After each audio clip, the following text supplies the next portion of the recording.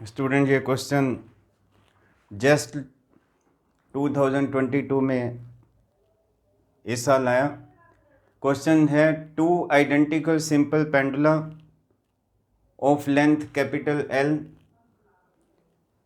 Are connected by a spring at a height of L/2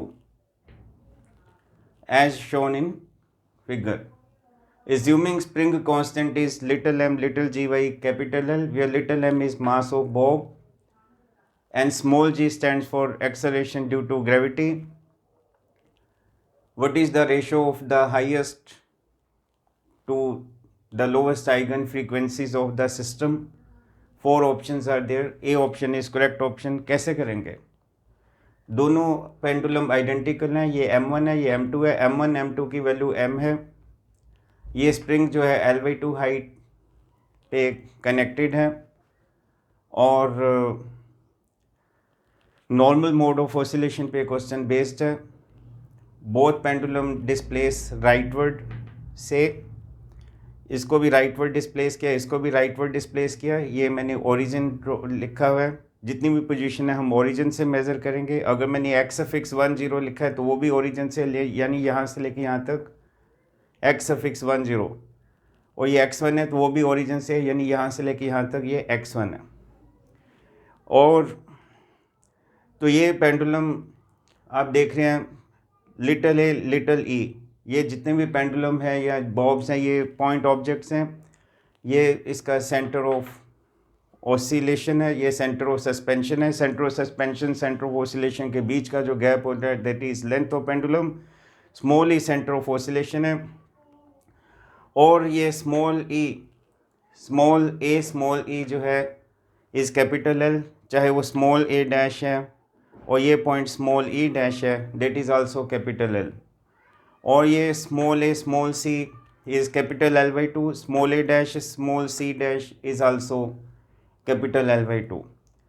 ठीक इसी प्रकार से जब आपने पेंडुलम को डिस्प्लेस किया राइटवर्ड, इसको भी और इसको भी, तो ये वाली पोजीशन जो ई पॉइंट था वो अब डी पॉइंट पे आ गया। ऐसे ही जो ई डैश था वो डी डैश पॉइंट पे आ गया, यानी ये वाली बॉब यहाँ पे आ गया, ये वाला पेंडुलम यहाँ पे आ गया। और तो चाहे वो ए लिटिल डी है वो भी कैपिटल एल है, ए ई वो भी कैपिटल एल है, ए डैश ई डैश वो भी कैपिटल एल है, ए डैश डी डैश वो भी कैपिटल एल है। और तो ये जब ये वाली चीज़ उठ के आ गई यहाँ पे तो नेचुरली ये स्प्रिंग फिर इस पोजीशन को एक्वायर करेगा। ये नई ओरिएंटेशन है, पुरानी ओरिएंटेशन आप ये देख रहे हैं ये सी और ये सी डैश। न्यू ओरिएंटेशन में ये सी अब बी बन गया और सी डैश उठ के बी डैश आ गया। तो ये न्यू कन्फिग्रेशन यानी स्प्रिंग जो है एलोंगेट हुआ यानी स्ट्रेच हुआ यानी एक्सटेंडेड स्प्रिंग है। और स्प्रिंग पोटेंशियल एनर्जी भी बनेगी क्योंकि स्प्रिंग इसमें तो स्प्रिंग नेचुरल लेंथ में है, नॉर्मल लेंथ में है, रिलैक्स स्टेट में है, लेकिन ये स्प्रिंग जो है वो इस वक्त स्ट्रेचड है। कितना स्ट्रेच है वो हम अभी बता रहे थे। और ये आप ट्रायंगल देखेंगे A dash C dash B dash, और ये एंगल θ2 है, ये एंगल θ1। ये मैं मान के चल रहा हूँ कि θ2 इज़ ग्रेटर देन θ1, क्योंकि अगर ये दोनों एंगल बराबर हो फिर तो स्ट्रेच बनेगा नहीं। ये कहना पड़ेगा कि माना कि हमने θ2 ग्रेटर देन θ1 है। तो ये जो ये आर्क है, क्योंकि ए डैश बी डैश ए डैश सी डैश दोनों बराबर है L/2, तो ये लेंथ ऑफ एन आर्क हम सब जानते हैं एंगल θ2 जो कि किसके बराबर होता है, लेंथ ऑफ एन आर्क और radius of circle whose arc is a part, यानी C dash B dash divided by A dash C dash. I mean to say C dash B dash और L/2 cross multiply C dash B dash equal to L/2 into आप ये कहोगे tan θ2 को θ2 का, क्योंकि small angle approximation कहाँ पे लगते हैं, जब एंगल छोटा हो, दूसरा एंगल वेरी स्मॉल और एंगल रेडियन में हो, देन tan θ2 इज θ2।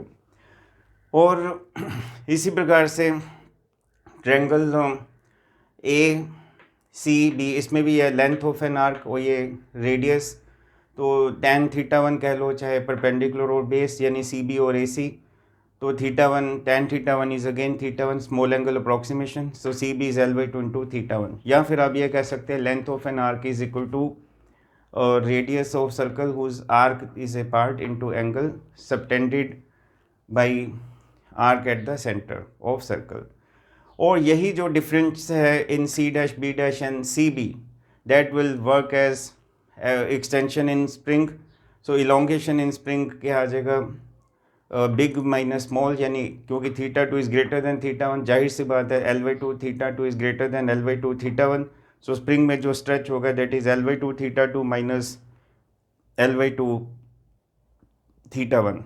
और हम सब जानते हैं स्प्रिंग फोर्स कंजर्वेटिव फोर्स है, और उस स्प्रिंग कंजर्वेटिव फोर्स के साथ एसोसिएट स्प्रिंग पोटेंशियल एनर्जी होगी। इसी प्रकार ग्रेविटी फोर्स जो है एम जी, बॉब का मास एम है, तो gravity force acting vertically downward, तो ग्रेविटी फोर्स कंजर्वेटिव फोर्स है, उसकी वजह से भी जो पोटेंशियल एनर्जी एसोसिएट होगी that is m g into height, and height is always measured with respect to reference level datum.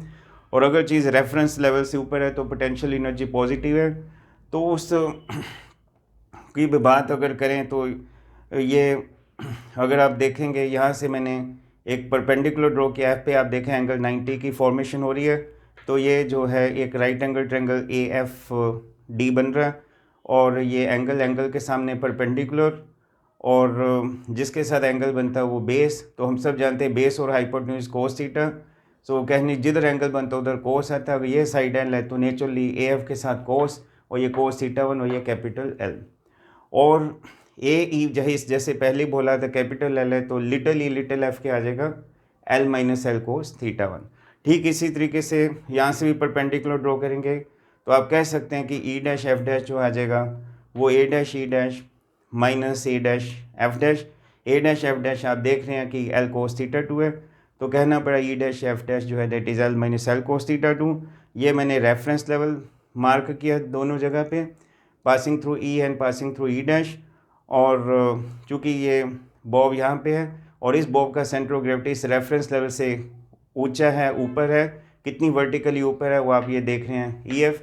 इसी तरीके से इस बॉब जो कि नई पोजीशन ये है तो इसका सी जी या सेंटर ऑफ ग्रेविटी या सेंटर ऑफ मास इस रेफरेंस से ऊपर है, कितना ऊपर है तो वो भी हमने देखा।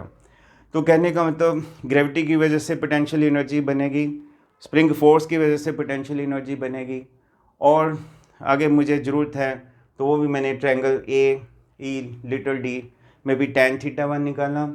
और वो है चूँकि अभी बताया था यहाँ से लेके यहाँ तक x1 0 ये इनिशियल, और ये x1 जो है फाइनल। तो ये कितना, और जो गैप आप देख रहे हैं ये x1 माइनस x1 0, और तो ये x1 माइनस ये आर्क की लेंथ x1 माइनस x1 0 और डिवाइडेड बाय ये रेडियस यानी l। ठीक है, कैपिटल L है, मैंने लिटरली ले लिया। स्मॉल एंगल अप्रोक्सीमेशन से थीटा वन क्रॉस मल्टीप्लाई तो एल थीटा वन। और अगर आप दोनों तो डिफ्रेंशिएशन करेंगे x1 0 is constant, theta sorry L is constant, तो x1 का differentiating both side with respect to t, तो dy dt acting on x1 इसका डेरिवेटिव 0, एल कॉन्स्टेंट, और dy dt acting on theta one, और dy dt acting on x1 is x1 dot, dy dt acting on theta one is theta one dot.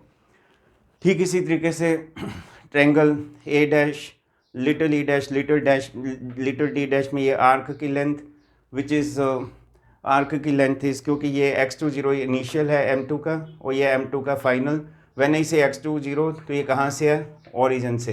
When I से x2 ये कहाँ से है, origin से। तो अपने अब ये कितना बना x2 माइनस x2 0, क्योंकि एंगल बहुत बहुत छोटे हैं, ये स्मॉल एंगल है, ये स्मॉल एंगल है। तो कहना पड़ा कि x2 माइनस x2 0 जो है ये रफली आर्क की लेंथ है divided by l is theta two, क्योंकि angle is very very small. So tan theta two is theta two cross multiply, फिर डिफ्रेंशिएटिंग बोथ से ये x2 डॉट और l into theta two dot. Potential energy of spring अभी मैंने कहा half into K into extension का square, तो half into K into extension. अभी हमने कहा था स्प्रिंग में एलोंगेशन कितना है, L by to theta two minus L by to theta one, ये स्प्रिंग में एक स्ट्रेच है उसका स्क्वायर। ये हाफ के into L theta two minus L theta one का होल स्क्वायर और 2 का स्क्वायर 4। और हम सब जानते हैं Lagrangian function is kinetic energy minus potential energy. Kinetic energy पूरे सिस्टम का आप देख रहे हैं तो हाफ पहले बॉब का मास m into x1 dot square, दूसरे पेंडुलम का मास m plus half m into x2 dot square, और ये काइनेटिक एनर्जी हो गया माइनस पोटेंशियल एनर्जी। अब पोटेंशियल एनर्जी इस पेंडुलम का देखेंगे तो अभी बताया था mg इंटू हाइट ऊपर है इस रेफरेंस से, और कितनी है L into 1 minus cos theta 1। ठीक इसी तरीके से इस बॉब की potential energy mg into H और height L into 1 minus cos theta 2, और प्लस स्प्रिंग पोटेंशियल एनर्जी, क्योंकि स्प्रिंग इस वक्त स्ट्रेच्ड है, एलोंगेटेड है, और स्प्रिंग में पोटेंशियल एनर्जी अभी मैंने बोला था हाफ के, एंड स्टिफनेस कांस्टेंट या फोर्स कांस्टेंट या spring constant is given to me mg/L into ये होल स्क्वायर डिवाइडेड बाई 4। तो ये पूरे का पूरा जो मैंने 3 टर्म्स आप देख रहे हैं, ये ग्रेविटी की वजह से पोटेंशियल एनर्जी, स्प्रिंग की पोटेंशियल एनर्जी, और ये पोटेंशियल फंक्शन, ये काइनेटिक फंक्शन, और kinetic minus potential function we know it is Lagrangian function. अभी थोड़ी देर पहले का x1 dot is L theta 1 dot, x2 dot is L theta 2 dot, और ये माइनस माइनस और ये माइनस आ गया। So label it as equation number 1। हम सब जानते हैं इक्वेशन ऑफ मोशन लैग्रैंजियन अप्रोच में आप जानते हैं D by D T bracket में curly L by curly theta 1 dot minus curly L by curly theta 1 equal to 0। So D by D T, अब ये capital L Lagrangian function is this, इसको theta 1 dot से differentiate करिए, half M constant L square constant, theta 1 dot square का derivative with respect to theta 1 dot is 2 theta 1 dot minus, क्योंकि और तो कहीं थीटा 1 डॉट है नहीं तो सिर्फ इसी का ही डेरिवेटिव होगा, minus curly by curly theta 1 acting on capital L. तो ये तो टर्म में थीटा 1 है नहीं, इसमें भी थीटा 1 है नहीं, ये तो 0 हो जाएंगे क्योंकि ये पार्शियल डेरिवेटिव है। When differentiation is done with respect to theta 1 other treated are constant. अब मैंने वही टर्म लिखे जिनका डिफरेंशिएशन होगा। फॉर इंस्टेंस इसमें अब डिफरेंशिएशन चूँकि विद रिस्पेक्ट टू थीटा 1 है, ये माइनस तो इसका है, और ये minus minus minus minus plus, तो mg/L कोस थीटा 1, और इस बाकी चीज़ें लिखने की जरूरत नहीं क्योंकि कांस्टेंट के डेरिवेटिव 0 हो जाएंगे। इसी प्रकार से minus curly by curly theta 1, इसके ऊपर कोई एक्ट नहीं करेगा, बस थीटा 1 एक यहाँ पे आ रहा है एक यहाँ पे आ रहा है तो उसी के ऊपर एक्शन होगा। तो minus curly by curly theta 1 और ये माइनस और ये mg/L एक कैंसिल हो गया over 4 into 2 8 into theta 2 minus theta 1 whole square. ये differentiation is to be done and this differentiation is to be done with respect to theta 1 and right side demand equal to 0। सो ये ml square 2 से 2 cancel, और D by D T when it will act on theta 1 dot it will become theta 1 double dot, और ये minus cos theta 1 जिसके साथ c लगता है उसका डेरिवेटिव माइनस साइन होता है, तो कोस थीटा 1 का derivative minus sine theta 1 minus minus plus, और फिर ये माइनस माइनस प्लस और mg/8। अब differentiation is done with respect to theta 1, 2 बाहर इंटू थीटा 2 माइनस थीटा 1, ये तो पावर का क्या, फिर थीटा 1 के साथ भी माइनस है, तो थीटा 2 माइनस थीटा 1 का derivative with respect to theta 1 is -1 equal to 0। And small angle approximation, क्योंकि these angles are very very small, और स्मॉल एंगल अप्रोक्सीमेशन में sine theta 1 is also written as theta 1 like tan theta 1 is theta 1, sine theta 1 is theta 1, और ये so ml through out common, this is finite 0 और finite is 0। तो आप बाकी चीज़ें देख रहे हैं, इनको सिंप्लीफिकेशन करके ये आ गया। So this is equation 1, label this as equation number 2। अभी मैं आगे इसको एक और इक्वेशन हम लिखते हैं, D by D T bracket curly L by curly theta 2 dot minus curly L by curly theta 2 equal to 0। तो वो 2 इक्वेशन आएंगे, फिर हम आगे उसको सोल्व करके ये क्वेश्चन को करते हैं। Thank you. अभी मैं करता हूँ। स्टूडेंट, ये इक्वेशन मैंने लिखा था, उसके बाद नेक्स्ट हम फिर दोबारा लैग्रेंजियन इक्वेशन ऑफ मोशन लिख रहे हैं। D by D T bracket curly L by curly theta dot minus curly L by curly theta 2 equal to 0। D by D t और लैग्रेंजियन फंक्शन में जो थीटा 2 डॉट के with respect to differentiation हुआ तो वो इस term ये आ जाएगी हाफ एम एल के 2 theta dot minus curly by curly theta 2। Lagrangian में मैंने वही टर्म लिखी है जो थीटा 2 के ऊपर निर्भर कर रही है, और ये एम एल कॉमन 2 से 2 कैंसिल, तो ये एल थीटा 2 डबल डॉट।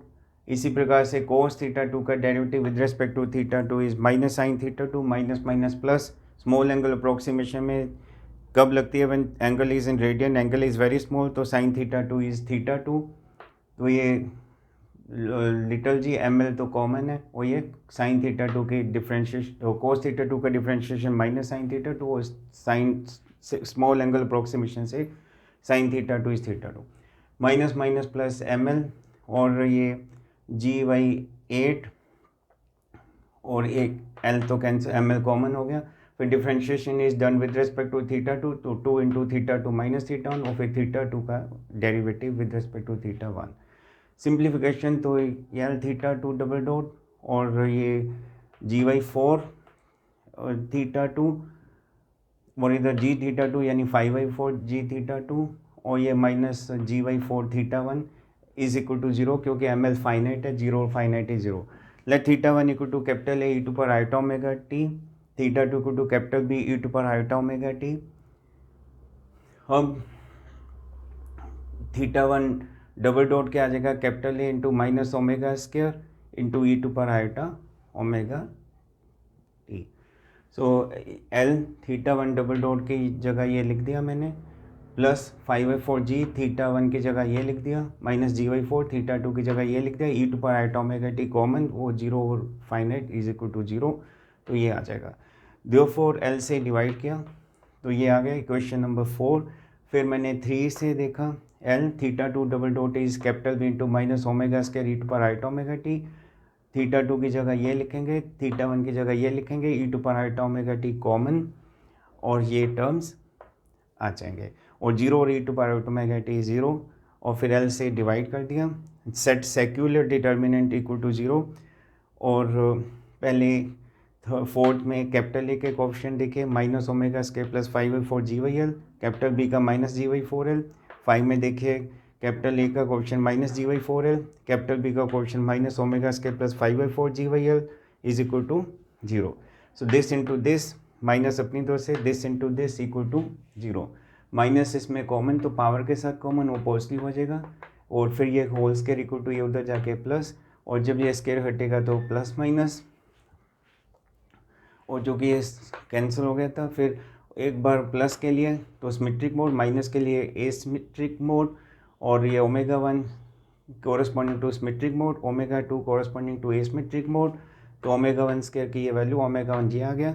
ऐसे ही एसिमेट्रिक में ये माइनस तो ओमेगा 2 स्क्वायर की वैल्यू ये तो ओमेगा 2 इज ए तो omega 1 is highest frequency omega 2 is lowest frequency. Question में यही पूछा हुआ है हाईएस्ट फ्रीक्वेंसी और लोएस्ट फ्रीक्वेंसी की रेशियो तो दिस यानी √3/2 तो आंसर जो है वो ए आ जाएगा। Thank you.